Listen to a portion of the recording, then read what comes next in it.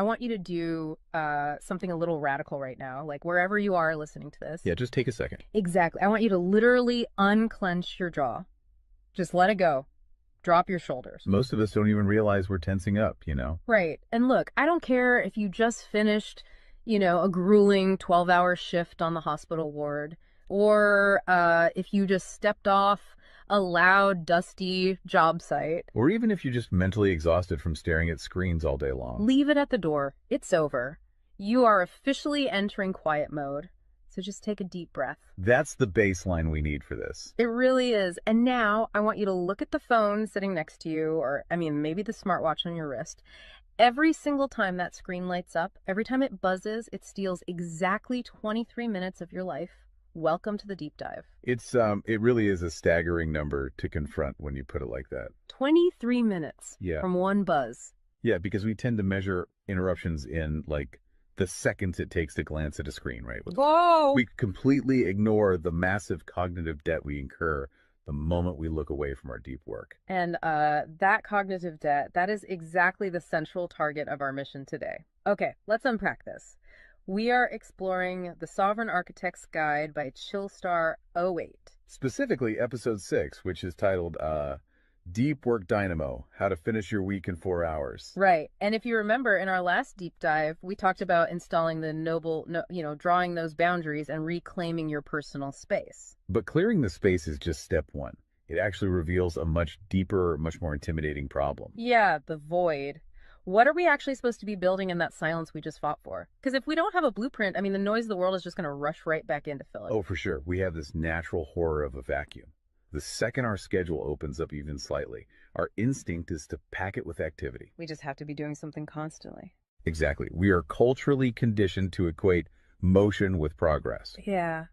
But Chillstar 08 introduces a really brilliant distinction here. She talks about the trap of idling. I love this concept so much. Think about a car engine, right? Mm-hmm. The engine is running, the pistons are firing, it's burning through all this expensive fuel, making a ton of noise and vibration. But the car is in park. Yes, it isn't going anywhere, and that is what most of our daily quote-unquote busyness looks like. We feel incredibly productive because we are in constant motion. Right. You check a text message while you're sitting at a stoplight. Or you answer a quick email while walking from your car to the front door. You stare at a spreadsheet on your laptop while, your family dinner is sitting right in front of you, literally getting cold. And that right there is the illusion of productivity. You end your day feeling physically and mentally depleted because you were constantly doing something. So you didn't actually do anything that matters. Exactly. If you step back and evaluate your legacy, the deep, meaningful work, the art, the business strategy, the relationships. Right, the relationships that actually move your life forward. None of it progressed. You spent 8 hours idling. You were everywhere, which means you were truly nowhere. Man, that hits hard. And this brings us back to that terrifying 23-minute statistic from the research she cites. I don't want to just gloss over this. No, we definitely shouldn't. Because understanding the mechanism behind it is crucial. Why does a 5-second distraction cost us almost half an hour? It basically comes down to how our prefrontal cortex manages working memory. Your brain is not a computer processor that can just run multiple applications in parallel. Right. We can't actually multitask. Exactly. When you are doing deep work, say writing a complex proposal, your brain loads this massive fragile web of context into your working memory. Like holding all the pieces of a puzzle in your hands at once. Yes. You are holding multiple variables, ideas, tones all at once. So when your phone buzzes and you glance at a text from your partner asking about groceries, your brain is forced to execute a context switch. So it has to dump all the proposal data just to load the grocery data. It literally flushes the working memory buffer, yeah. It has to process the new rules and the emotions associated with that text message. Wow. And then when you turn back to the proposal, you cannot just pick up where you left off. Your brain has to laboriously rebuild that entire web of context from scratch. Oh, I hate that feeling. Were you just staring at the screen like, what was I even saying? Right. It has to retrieve the thread of your argument. Remember the tone you were using, recall the variables. That rebuilding process takes an average of 23 minutes of cognitive effort. And it burns a ton of energy doing that, right? Massive amounts of glucose. That explains so much. I mean, that is why people hit 5 p.m. and feel physically exhausted, almost sick to their stomachs. Even if they've just been sitting in a really nice ergonomic chair all day. Exactly. They haven't been doing deep work. They've been doing cognitive gymnastics, just constantly flushing and reloading their working memory. They are burning fuel just to stay in park. So, okay, let me bring in what I like to call the transformer concept here. Because our focus is like an electrical grid. If you have, 50 browser tabs open, you are leaking energy as raw, unusable heat rather than concentrated light. That's a great way to look at it. So if we are all acting like our focus is this cheap renewable resource, how do we stop being what Chillstar '08 calls a subject to the pings of the world? I mean, how do we actually become the architect of our attention? Well, what's fascinating here is how she frames the philosophical shift we need. She says utility does not equal value. Oh, say that again. Utility does not equal value. Right. In the modern workforce, we have been completely conditioned to believe that being constantly available makes us valuable. Like if you answer a Slack message in 3 seconds, you're the hero. Exactly. You are praised as a good worker. Or if you jump on a Zoom call with like 5 minutes notice, you're a team player. But that is just utility. I mean, being highly available makes you a commodity. You're like a human router just passing information back and forth. And routers are easily replaced. True sovereignty, true value comes from being impactful. You simply cannot make a deep, lasting impact if your attention is constantly fractured by the agendas of other people. Yeah, when you operate like that human router, you are spending your finite, precious Mondays executing someone else's script. You're a subject to the pings of the world. Okay, so we know the biology of why this destroys our focus, and we understand the philosophical trap of, trying to be too available, but how do we actually fix the mechanics of our workday? We have to build the deep work dynamo. Right. So think of your attention like water pressure. If you poke 50 tiny holes in a garden hose, open browser tabs, email notifications, group chats. The water just trickles at the end. Exactly. You cannot wash a car with a trickle. You're just making the driveway wet. That's true. So the Dynamo Audit she lays out, it's about putting a high pressure nozzle on that hose. It narrows the opening to create a stream powerful enough to actually blast through the dirt. And the first step in that audit is auditing the physical environment itself. She calls it analyzing your signal-to-noise ratio. Okay, so visualize your workspace right now. She asks you to determine if it is a sanctuary or a transit hub. Let's be honest. Most of us are operating in transit hubs. A transit hub is a place of constant arrival and departure. People walking by, announcements over the loudspeaker, just a blur of motion. Yeah, and you can't build a legacy in a train station. But we need to push past the basic phones are distracting advice, right? Because our listeners already know that. Oh, absolutely. Chillstar '08's rule is much more brutal than that. She says if the phone is even sitting on your desk, even face down, it is acting as a parasite on your cognitive grid. A parasite, just by being in the room. The research supports this entirely, by the way. The mere presence of a smartphone in your visual field, even if it is completely powered off, measurably reduces your cognitive capacity. Because your brain is having to actively expend energy to ignore it, right? Exactly. It is running a background process that just keeps saying, don't check the phone, don't check the phone. That is energy being actively stolen from your primary task. So sovereignty literally begins the moment you physically remove the device from the room, put it in a drawer down the hall. Close the door. Make the physical environment quiet. But okay, let's say you've done that. That doesn't stop your own brain from creating internal noise, right? Like trying to juggle 5 projects at once. How do we fix the internal wiring? That brings us to the second pillar of the audit, which is the batch wiring rule. This directly addresses the danger of switching fatigue, which we touched on with that 23-minute penalty. Right, the cognitive glucose burn. Yeah. When we attempt to multitask, like writing a creative brief, then pausing to check inventory levels, then answering 3 customer service emails. And then trying to go back to the brief. Right. We are grinding our mental gears to dust. We are switching between entirely different cognitive states. Because creative writing uses a completely different part of the brain than calculating inventory, obviously. They require entirely different operating frequencies. So the batch wiring rule dictates that you must group similar tasks together based on their cognitive load. Okay. And you do not switch the current until that specific type of work is completely done.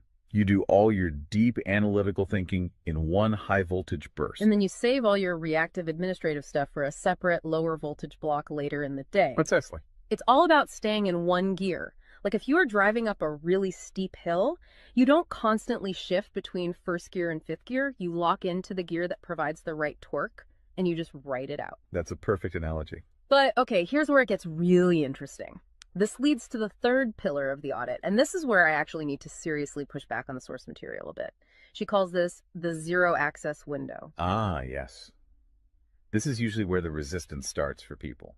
Because it sounds impossible for a normal person. She says you cannot just plan to be focused, right? You have to legally schedule it. You have to lock in one sovereign hour. Yeah, 1 hour where you are legally dead to the outside world. No boss, no family, no, hey, do you have a second for a quick question? Just you and the blueprint. It's extreme, yes. But let's do a reality check here. I mean, I see how that works for a solo digital entrepreneur or a freelance writer, but what about someone whose literal job description is to be available? Right, like an IT support specialist. Or a floor manager, or a nurse on a ward, or even, a parent at home with a toddler.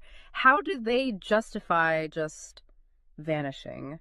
It feels like this advice only applies to a very specific, privileged type of worker. That is the most common and, frankly, the most valid hurdle to this entire system.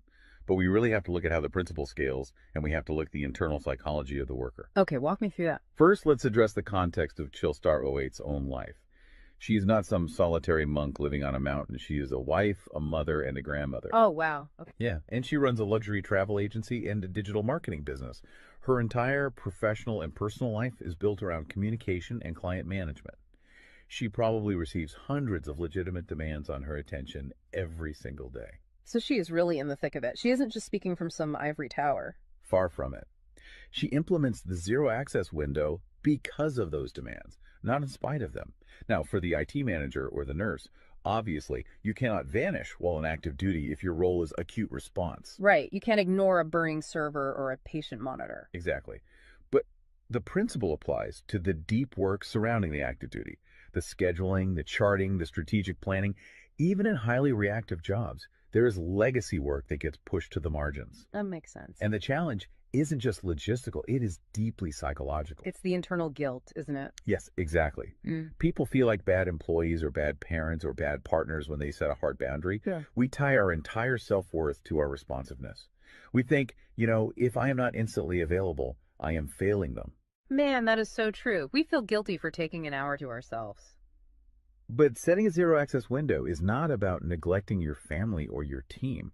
It is about condensing your high level work into massive, high impact bursts of energy so that you can actually be present later. Wow. Okay. Consider the alternative. If you don't carve out that absolute focus, you end up giving your family or your team partial fractured attention for 12 hours straight. Exactly. You are physically at the dinner table, but mentally you are drafting an email. Or you are sitting on the floor playing with your kid, but you're checking a Slack notification over their shoulder. You are trading constant low quality availability for scheduled high quality presence. It is entirely about communicating boundaries to protect the quality of the time you do give people. You tell your team, look, I am going offline for 60 minutes to finish this crucial report. If the servers literally catch fire, call this specific emergency number. Otherwise, I will address all questions at 11:00 a.m. Right. You aren't vanishing to hide. You are vanishing to get the work done efficiently so you can actually live your life.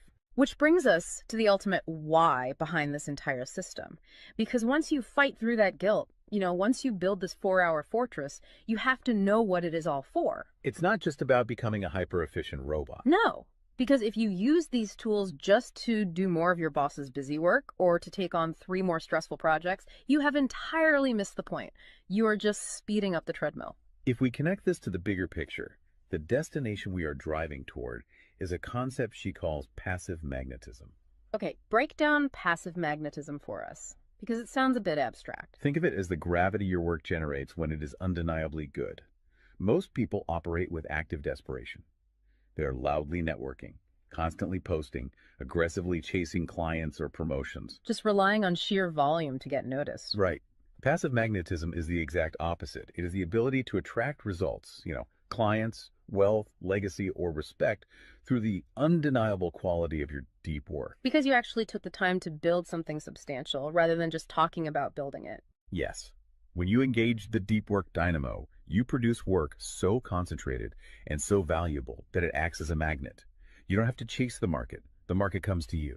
And the ultimate prize of achieving that passive magnetism isn't just more work. The prize is time. Time is the ultimate currency. The dream of the sovereign architect is to finish an entire week's worth of business output in just 4 hours. You do this high voltage work often while the rest of the world is literally still hitting the snooze button. You free up the remaining hours so you can go be a traveler, so you can be a creator. So you can be a fully engaged grandparent like Chillstar '08. Exactly. She frames it beautifully in the source text. She says, we wire for silent so we can live in volume. Oh, I love that. We embrace the discipline of the quiet fortress so that our actual lives can be loud, vibrant, and fully experienced. We are finally taking control of the dial. But, making that shift from a frantic, reactive employee to a calm, sovereign creator requires a massive shift in identity. You have to tune your mind before you sit down to do the work. It is really difficult to just sit down at a desk and instantly command your brain to perform deep work, right? Especially if you've spent the last hour navigating traffic and listening to the news. You need a transition ritual to cross that threshold. And Chillstar '08 provides something for this transition called the Chillstar's Creed. It is designed to be a grounding frequency. It really centers you. Yeah, so I want you, the listener, to use this. I want you to imagine a slow, steady heartbeat in the background. Just a deep, resonant 528 hertz frequency. Just let the frequency of these words settle into your mind before you initiate your deep work. Ready? Take it in. I am grounded in peace. I am reaching for my stars. My light is my own. I am a star and I will shine bright. I will reach for the sky. I release what was. I embrace what is becoming. Using a creed like that is just such a powerful behavioral trigger. It really shifts your state. When you speak those words, even just internally, you are consciously reminding yourself that your light, your focus, your energy is your own. It does not belong to your inbox. This does not belong to the algorithm. Right. You are releasing the frantic energy of the morning and embracing the sovereign focus of the architect. So we always want to translate this high-level theory into ground-level reality for you. We don't want you to just listen to this and go right back to idling. Definitely not. Here's your 1% install. This is your micro-win to take action on this deep dive immediately. Tomorrow morning, before the world starts demanding your attention, before you check a single news site or open your email, I want you to set a timer for exactly 60 minutes. Put your phone in another room entirely. Yes, physical distance. Do not open any extra browser tabs. Pick one legacy task, just one, and flip the switch on your very first sovereign hour. And be prepared for it to feel incredibly uncomfortable at first. Your brain will crave the dopamine hit of a notification. Oh, you will feel an almost physical itch to check your messages. But if you can sit in that silence, if you can endure that initial friction, you will watch the dynamo start to spin. You will enter that flow state, and the old blueprints of hustling and grinding will be completely burned away. And look, if you want the actual templates to automate this piece, the specific tools and step-by-step guides to build the system out completely and protect your location-independent freedom, you can join the Sovereign Fortress on the Chillstar '08 school community. All the blueprints are there waiting for you. They really are. As we wrap up this deep dive, I want to leave you with one final thought to explore on your own. We have spent this entire session talking about the mechanics of work. We've talked about condensing your week's output into just 4 hours of pure, undistracted focus. But if you actually achieve that, you're going to be faced with a beautiful, kind of terrifying question. What's that? Who are you going to become in the remaining 164 hours of your week? What if your true legacy has absolutely nothing to do with what you produce while you are busy, but entirely to do with who you are when you are finally completely silent? Wow. Unclench that jaw. Drop those shoulders. Step into the quiet. Go be great and flip the switch. We'll see you on the next deep dive.